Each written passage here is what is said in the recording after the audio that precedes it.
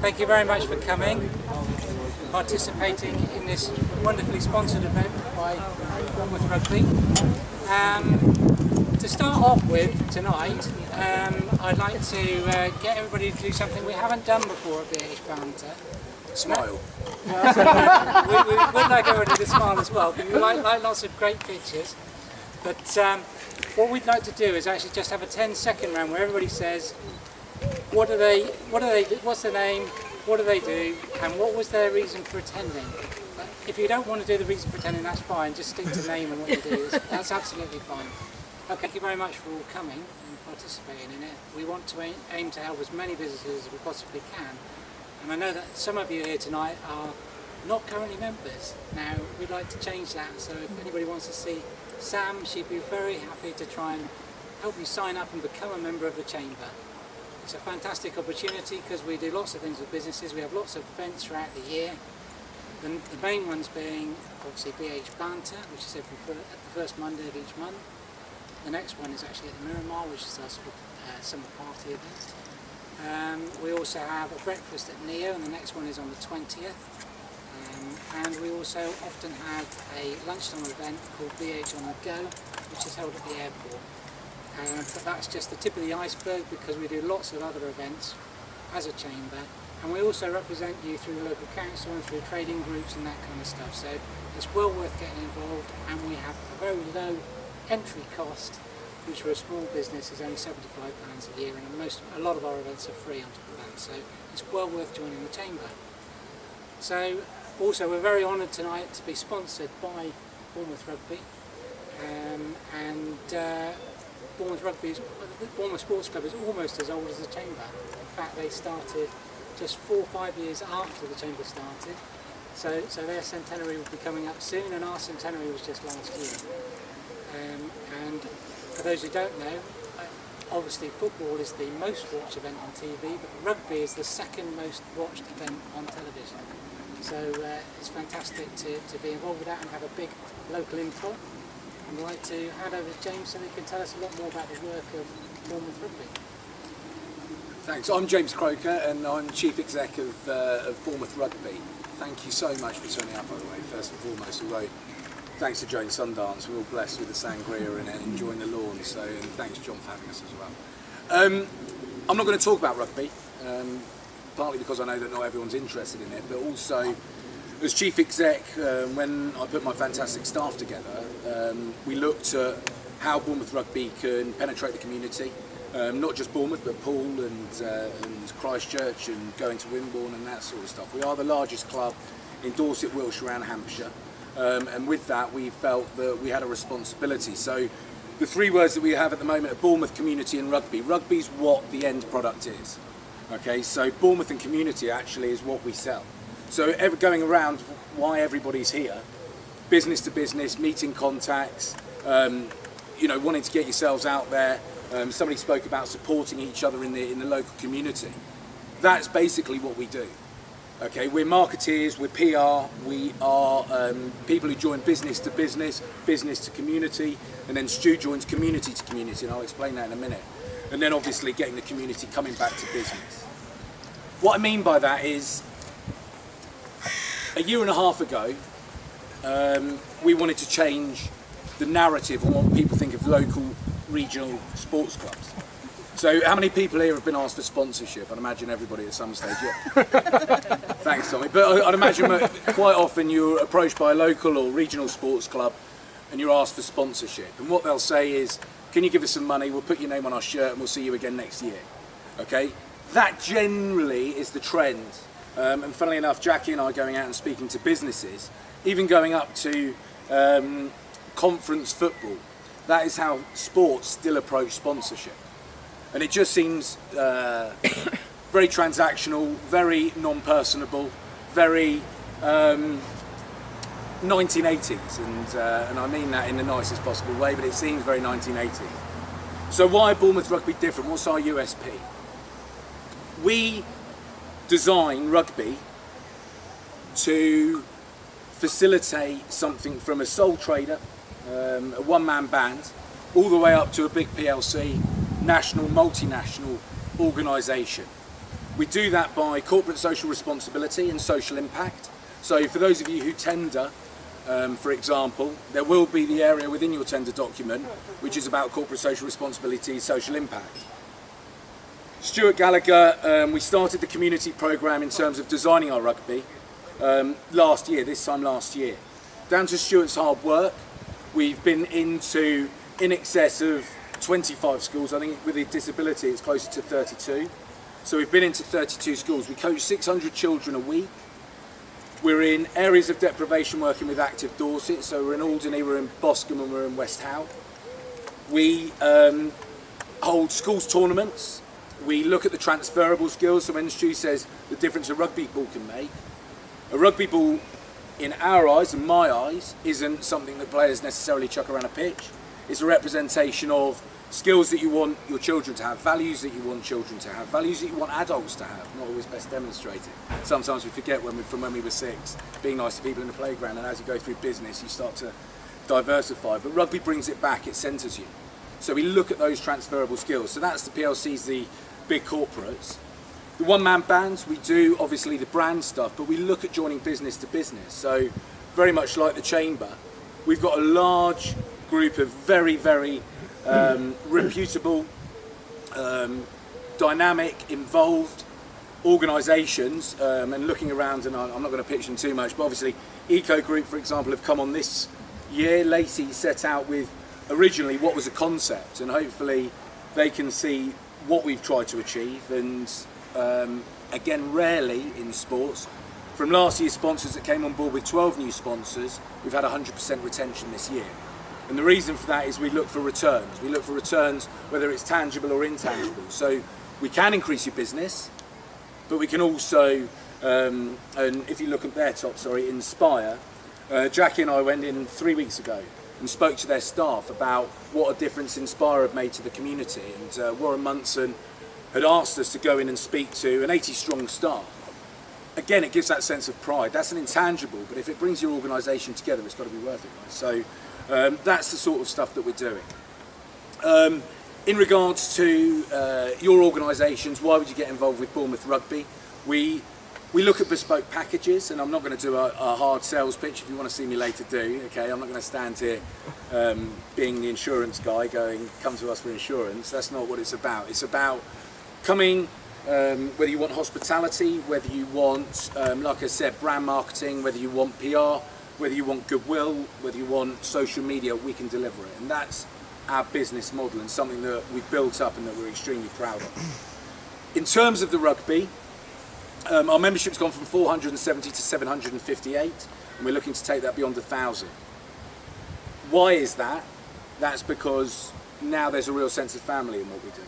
So not only are you buying into something that can join the business to community obviously will give you our membership database, but the members within us at the moment are happy members, and we find that really important. So everything that we're not for profit, so everything that we do at the other end, profit-wise, goes back into building an environment that people want to be in, essentially. And again, promoting those values and those transferable skills so the whole thing continues to grow. So, yeah, I'm proud of what we deliver. Our home games, they are on the RFU website. When I get your business card, you're going to be on our database anyway, so you're going to get them. But our home games, we're building up the experience. We want it to be something that people want to come to. But in terms of activity, end of season awards, business to business, so we've got our own events coming up that we're in partnership. Yes, the Chamber are going to be involved with that as well. But we've got our own events, so we've got a cider tasting at the stable, we've got our launch on the 11th, which is next week, and so on and so forth. Why are we rebranding? Why are we relaunching? We're going red and black. Obviously you can see we aren't red and black. We're going red and black. We've gone into partnership with AFC Bournemouth. This year's our 125th season. We wanted to say, how do we stand out from the crowd? Now it may be that if you cozy up next to the biggest guy in the playground, you actually may not stand out. But hopefully from business people around, you'll see the benefits of trying to brand a town, trying to give that sporting identity rather than, I think Sky Sports and the media have changed the sporting viewer. It used to be I'm a rugby fan, I'm a football fan, I'm a snooker fan, and now it's very much I turn on Sky Sports and if there's something on, I'll watch it. We want Bournemouth to be red and black. We want Bournemouth to feel that if AFC Bournemouth aren't at home, where can we go with the family to watch the next sport, and that's what we're trying to promote. Again, through that, the community team, so AFC Bournemouth Community Trust, want to work with our community team. In a year, Stuart's built it up so much that the two actually are at a similar level in terms of children coached and schools here and deprivation and disability and all the other stuff. So we've been really lucky with the community, so we're going into partnership with them. Their season ticket holders are getting access to our games, obviously if they're not watching AFC Bournemouth. But it means that we can boost our audience, so if you want a pitch board, in terms of the one-man band, electrician, you know, we will have over 1,000 people there looking at your pitch board. They're going to social media our stuff. Jeff Mostyn's going to do a Blood, Sweat and Tears dinner to raise club funds, and the whole partnership at the moment is really starting to gel. It's funny because Jeff Mostyn, if you don't know him, is a Manc, the chairman of AFC Bournemouth, and our chairman's a Manc as well, and those two. I'm sure that the partnership from Phil's end is just so we can go to Man City games for free, but I'm not entirely sure. Like I said, our 125th season, we hope if you just like the pitch and you can tell somebody, actually I listened to Bournemouth Rugby speak and it was okay, that's enough from our end. If you want to know more about what we do, then please come and see us. Obviously you've seen the team and met the team. Come and see us, because we do really want to join the town, join the society and make it a legacy for our 125th year that everybody can talk about. So I'm not going to talk anymore. I got told when it starts getting dark to stop talking, well the shadows come over, so I'll take that as it getting dark. So the next part of what we're doing is I'm going to hand over to our community coach, and you can get the infectious personality and what he's going to bring out over by the cones and balls. So Scott, are you ready to get a sweat on? Yeah. Thank you very much. Cheers. I am under 10's lead coach on rugby. I watch my little boy from the age of 3 all the way through, and I'm a coach. We watch girls. We have no girls team. Probably a season a bit ago, we've now got 19 under 13, so the biggest growing girls teams from that whole of the south. Okay, we are doing tournaments in excess of 600 children, all congregating into the Chapelgate, and the community team, apprentice first year at Worthing College, soon to be at Bournemouth Full College next year for the second year apprentice. We're taking up 2 apprentices hopefully, first year apprentices. So these are lads who started at the age of 6 or 7 at Bournemouth Rugby, played their way through but weren't sure about their future in terms of academic qualification. They can do academics and learn to be a coach at the same time.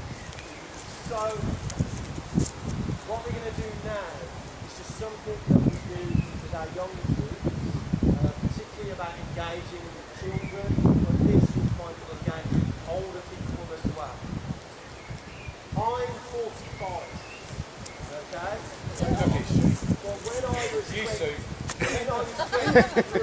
I was fortunate to have the opportunity to travel around the world. I learned fantastic places. I also learned to play rugby in a lot of wonderful places like Australia. But one of the best places I ever visited was a country called Laos. Quite impoverished, not much money, not the most amazing city called Vientiane. In Vientiane was a zoo. And in that zoo, as I was walking along the street was a nice street, out from the front of the zoo and walking a 4-metre crocodile. One of the biggest crocodiles I have ever seen. It stood still, surveying me through his eyebrows, and then guess what happened then? Another crocodile came walking through. I think there were 3 crocodiles. Now the crocodiles faced each other through their eyebrows. The bigger of the crocodiles thought, I'm the dominant now here. The smaller crocodiles knew he had a chance because he had something for the technique. What are you trying to say? Is it? Now, the way these crocodiles decide which one was the dominant was a face-off and an arm fight. And what they had to do was try to pull their arms from underneath each other. The one that ends up placed on the floor. Let me do, Scott. Let's move them feet around. Let's react.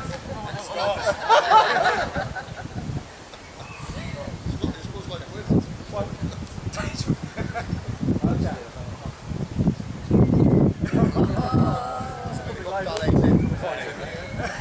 Now, the crocodile, just take a rest. The crocodile realised he was the dominant character at this zoo. But then all of a sudden, at the distance from the same gate, came a gorilla. Not any kind of gorilla. It was a silverback gorilla. That gorilla also looked through his eyebrows. The crocodile was relaxing and resting, and he realised he has a more decent foe at his head. He gets back up, and he's in the most dominant position. I'm on pause. Now the gorilla wanted to test the strength of the crocodile, so he would push and pull to see if he could take him down. He'd push and pull.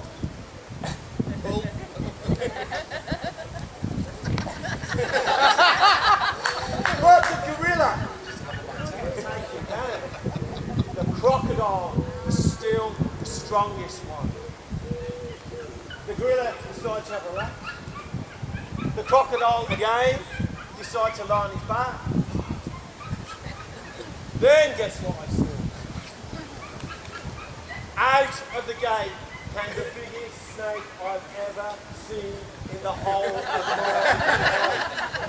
This snake is called an anaconda. Very similar looking to you.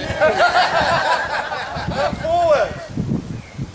The crocodile didn't realise that the snake was so quiet and slithering and tactical. He crawled back into it, Tom. And it lay flat on top of the crocodile. Which way? Like flat, put all your weight on it. The crocodile realised he was in trouble because this anaconda, once it started to grip, it would constrict and just squeeze the living life. So the crocodile had to turn onto his front as quick as possible and try and get away. Go!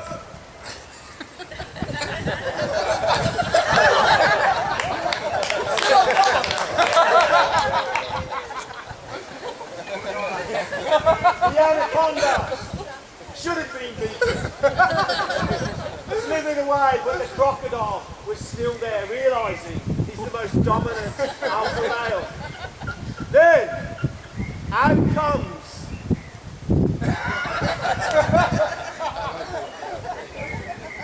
so the battle between the different animals represents key positions and movements that we teach children who are transitioning into contact. They're safe movements, they're teaching about their bodies and space and how they move with each other. There's just one final ending that we play a game with the kids and we call it Crocodile, Pigs and Gorillas. Okay? So Scott, get into a crocodile position. And what I'm going to ask you a question about why you do this. Crocodile, pig, gorilla. Crocodile, pig, gorilla. And up you come. Give him a round of applause, please. Why talk about animals, pigs, gorillas, anaconda? Why? Why talk about stupid things like that? Why do you think? Why do you think? Why do you talk about crocodiles, pigs? Yes, You like animals? Have different strengths and ways of doing things, techniques. Who are we trying to appeal to as kids? So, will children, James, Tower of Power. Tower of Power. Okay? So, if I say Tower of Power to a child, the child's going to go, but if I say gorilla, if I say gorilla to you straight away, I say gorilla. You all imitate.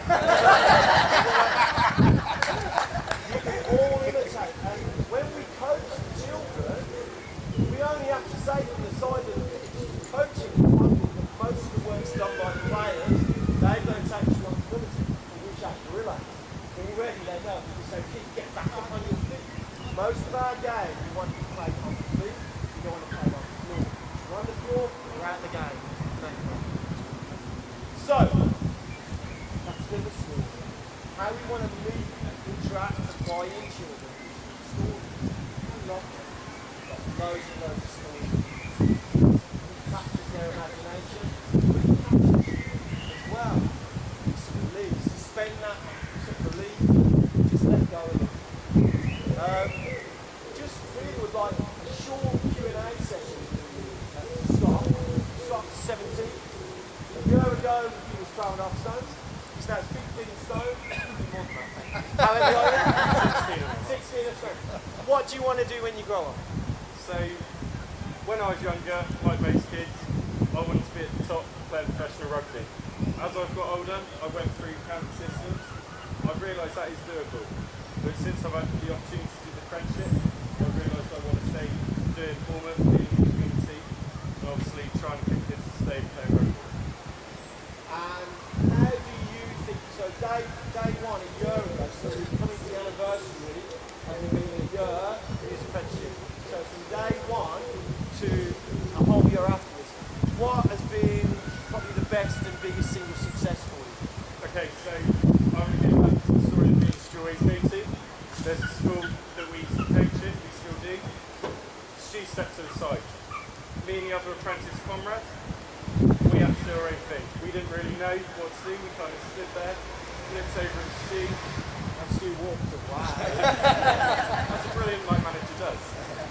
So, coming on from now, we'll lead our own sessions.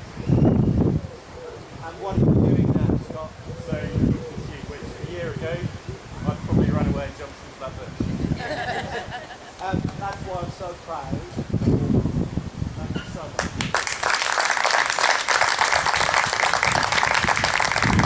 Let's find Jeremy's back in. Start a line here, everyone, and we'll work this way. Oh, well done, Tommy.